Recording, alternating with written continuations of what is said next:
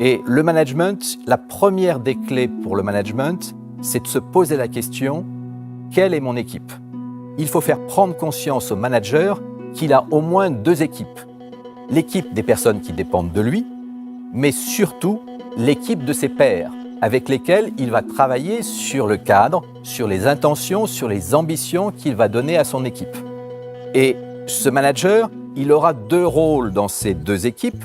Il aura un rôle de contributeur opérationnel dans l'équipe de ses pairs et il aura un rôle de support, d'animateur avec ses équipiers traditionnels.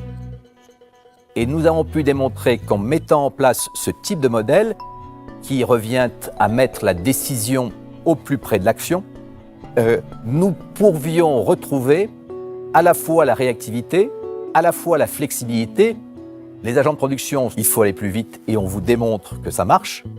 Les responsables d'îlots sont là pour voir le changement managérial que ça opère en eux. Ils ne sont plus là pour contrôler la production des uns et des autres. Ils sont là pour assister et ils ont à leur disposition un temps beaucoup plus important pour développer les personnes.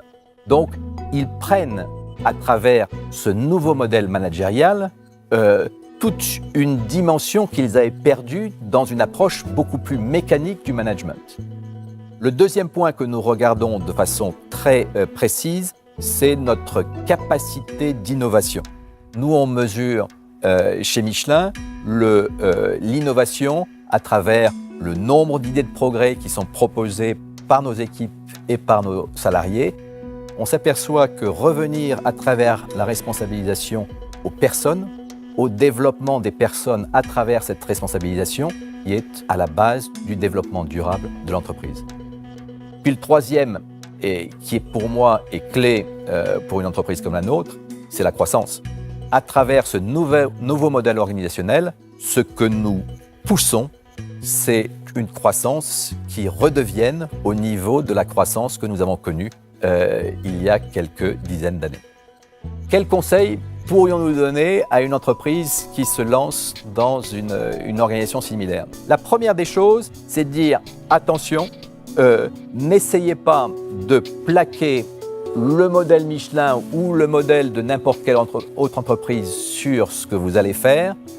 Dans un premier temps, réfléchissez à votre cadre. Le point clé pour moi, c'est redéfinir avec le management, le top management de l'entreprise, le cadre d'autonomie que nous allons donner aux uns et aux autres. Sur ces 3 thèmes, premièrement, l'agilité, deuxièmement, l'innovation et troisièmement, l'attractivité, le modèle organisationnel basé sur la responsabilisation nous apporte une réponse clé pour demain.